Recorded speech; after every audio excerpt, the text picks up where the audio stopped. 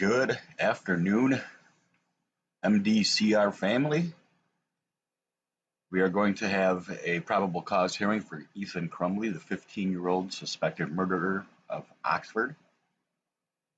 We expect to see Ethan appear via Zoom on camera. Following that, the parents also have a probable cause hearing as well today. I have to check my notes, but I'm pretty sure it's today. So as you know, Ethan is being charged with 24 counts overall, and today is the second court appearance for him. This is the first court appearance that he is having with his court-appointed lawyer. So I'm expecting we're going to have requests made for a mental competency exam. I expect that to be granted, and that'll likely push any other court proceedings perhaps out until after the first of the year while the mental exam is happening. So the hearing is set to start at 1:15. We're streaming it live. Stick with us and hit that share button. And if you find it in your heart, you see the PayPal link. This page is 100% funded by myself and nobody else. So it costs money to have these streaming programs. It costs money to have the .com website. Every donation counts, every donation matters, from as small as $1 to as high as whatever you feel like you can participate to the page. So with that said, I'm going to sit back. We're going to wait for the hearing to begin. Thank you.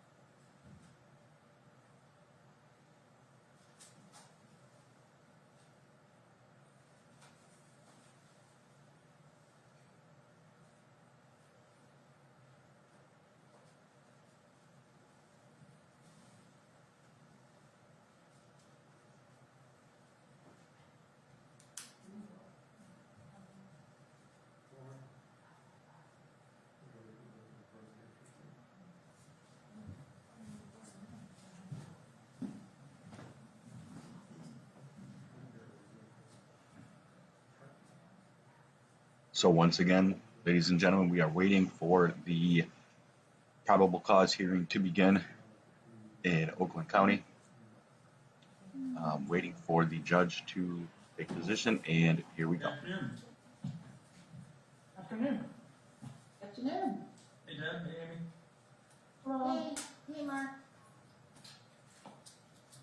Hey Amy, I haven't talked to you.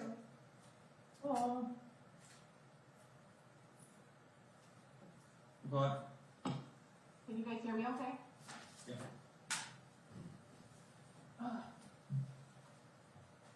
Kelly, you figured it out.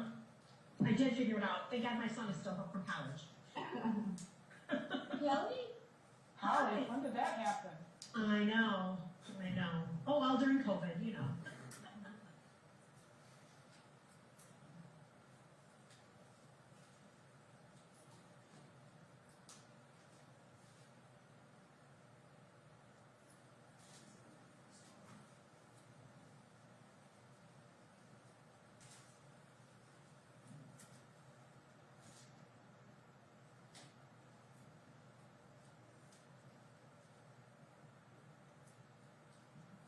Sure, I did want to make sure we had the same version of the protective order.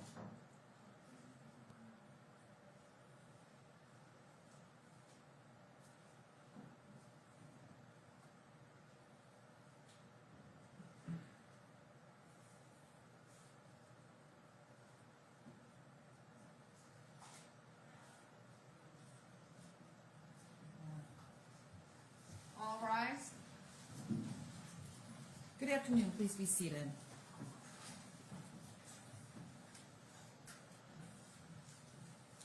Do we have the jail up too?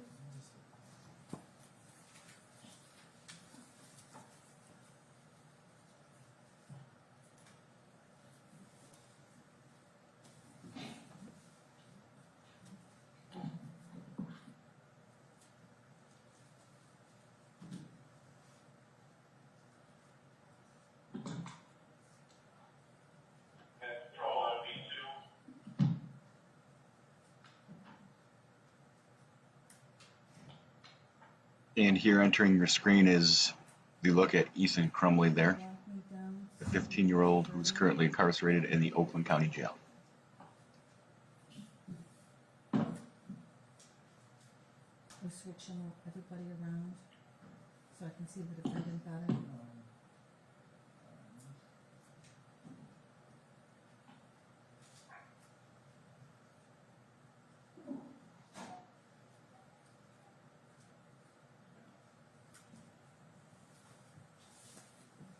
If the judge asks you to take your mask off during the court proceeding, you need to take it off. Okay, here we go.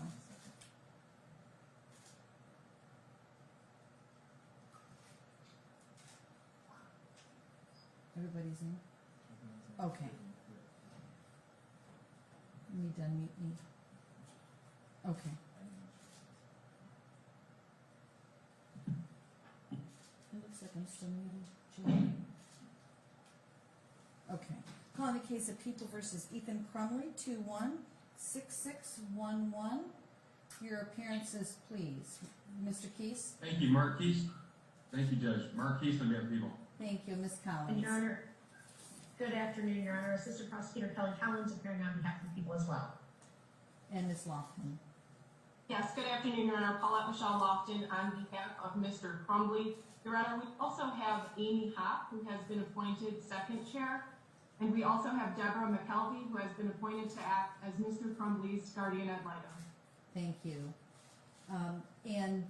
With that, Ms. Hopp, if you just want to state your full name, and then we'll give Ms. McKelvey a chance to do that as well. Amy Hopp appearing on behalf of Ethan Crumbley. Thank you. And Ms. McKelvey? Good afternoon, Your Honor. Deborah H. McKelvey, court-appointed guardian ad litem on behalf of Ethan Crumbley. Thank you. And Mr. Crumbley, could you state your full name for us, please? Ethan Robert Crumbley. Thank you, Mr. Crumbley. If at any time you cannot hear or understand myself or any of the parties to the proceeding, will you please let the court know? Yes, ma'am. And we are proceeding remotely instead of in person at the courthouse. Mr. Keese, is that with your consent? It is, Judge, thank you. And Ms. Lofton? Yes, Your Honor, I did discuss that with Mr. Crumbley. We are okay today to proceed by Zoom. Thank you. So as the attorneys have already mentioned, Ms. McKelvey has been appointed by the court this past Friday. The request was made by the defense and was agreed to by the prosecution. And the court finds that it is in the defendant's best interest for that appointment. The guardian ad litem duties and authorities are set forth in a court order that is contained in the court's file. There was also a stipulated order for discovery, or protective order, I should say, that was entered into on Friday. I did just receive another copy with the original signature of yourself, Mr. Keast. It was attached to the front of the file when I walked in. Does that mean you want me to re-sign the order and redate it for today's date, or was that just for the court's file? Judge, that's just for the court's file, thank you. Okay, great, thank you. So, and I do want to thank all the attorneys for working together on this matter. I really appreciate it. That's evidenced by the protective order that I'm sure took some time to agree upon. So I appreciate your continued cooperation with one another in the court to make sure that the interests of justice are served. So thank you again. And I know that discovery is coming in and it's being provided to Ms. Lofton and Ms. Hopp. What's the status of that? Thank you, Judge. We were able to get approximately 500 pages of reports and witness statements to counsel on Friday after the protective order was agreed to and submitted to this court. We do have a number of items outstanding. As this court can imagine, this was an extremely unique circumstance. There are a number of witness interviews to be commenced. For one reason in particular, Judge, is that a number of these children who were at the school were victimized and traumatized themselves. That naturally has caused some delay in those interviews commencing, Judge. Just this morning, the prosecutor's office did receive from the sheriff's office a flash drive with over 340 items. That includes in-car video. It includes recorded witness interviews, witness statements, all things that we will turn over to defense. But as this court indicated, discovery is ongoing and the reports are continuing to come in. So this is, by the nature of the case and the scope of the investigation, this is going to take a little bit of time, Judge. Thank you. So with that, Ms. Lofton, I'm assuming you're requesting an adjourned probable cause conference there. Both parties are, I would assume. That is correct, Your Honor. I want to make sure that we are able to view all of the discovery before we form decision about whether or not we will be holding the preliminary examination. So I am asking that already scheduled date be adjourned until after the new year. Thank you. And if we do schedule it on January 7th at 9 in the morning, will that give you and Ms. Hopp enough time to properly make that decision? I believe so. If for some reason there is an even longer delay in receiving the discovery, Mr. Keast and I can contact the court. That sounds Certainly. good. Have you discussed with your client the waiver of the statutory time period? Yeah, Your Honor. My client understands that he has a right to a preliminary examination within 21 days. Because of the extreme volume of discovery, my client is fine with having the exam set outside of that 21-day period so we can all be on the same page and so that he can review all of the discovery in this case. Thank you. Mr. Crumbley, did you hear and understand what your attorney just stated? Yes, ma'am. And are you in agreement with that? Yes. So you're not waiving, of course, your right to a preliminary exam, just the right to have it heard within the statutory time period, and that is, of course, so your attorney can properly prepare for a preliminary exam if one is necessary. Again, do you understand and agree to that? Yes, ma'am. I do find good cause to waive that statutory time period. I will adjourn the probable cause conference to January 7th at 9 a.m. And I guess I would ask if this should be done remotely or not, just like today. Does that make sense under the circumstances? Your Honor, at this point, we can set it for a remote hearing. If in between now and that date, Mr. Keast and I decide it would be better to be in person based on what will be actually taking place on that day, we can definitely advise the court. Absolutely, because of course either of you can make that request, and if either the prosecution or defense would require that, then it will be in person. So we'll initially set it remote, and we'll go from there. That's fine, thank you. Thank you. Ms. McKelvey, do you have you had a chance to meet with Mr. Crumbley? Were there anything that you wanted to indicate? Your Honor, I did have an opportunity to meet with him on Friday afternoon. At this point, we're able to interact, through the normal process on the screen. Your Honor, I don't know whether this is the appropriate time or you would prefer a motion. I do have concerns that his confinement at the Oakland County Jail and pursuant to MCL 764.27A, I'm not sure that he is fully away from the sounds of the adult inmates. And pursuant to the court rule, basically 6.909, there really has to be an assessment that he is either considered a menace to other juveniles or may not otherwise be safely detained in a juvenile facility. I understand the severity of what occurred. I think everybody does, including Mr. Crumbley. But I don't know that simply, indicating that because the victims were of his age that he would necessarily be a menace. So I do have concerns for him and his mental and emotional well-being. He currently is not able to benefit fully by what every other inmate at the jail can. Some has been due to a watch, but it is just very difficult. And the court knows the jail isn't conducive. It's not designed for juveniles. So, so I would just like some direction. Do you want a written motion? And I can lay everything out. I just feel that if I have to look out for what is best interest, it's not being at the jail. I believe his needs can be met at the village. At least he will have greater human contact. He will have more services available to him to help him through this. I just feel that it is truly in his best interest, and I don't know that he really meets the standard of the court rule and the statute. And I know that his charge is not unique in the sense that there have been other children housed at the village with these type of offenses and being charged as an adult. I just feel that I'm not being humorous when I say this, but he could still at least be in school. I mean, there are things, he is still 15 years of age. And there are certain things, many things he's not going to get in the jail. And so I'm imploring you on behalf of him and what's in his best interest that we allow him to go back to the village. I'm not aware for the brief time that he was there he caused any difficulty. I just think for his age, his mental, physical, emotional well-being, housing him at the village would serve him more than where he currently is. I know from what he told me on Friday, he hears adults in the cells next door to him. Pursuant to the statute, he's not supposed to, and I'm of the belief that they are adults, that they are not other juveniles. Thank you. Your Honor, I can speak to that as well, and before Mr. Keast has an opportunity to respond, Your Honor. Sure. I watched the arraignment, and I understand that Mr. Keast made the argument at that time pursuant to MCR 6.909.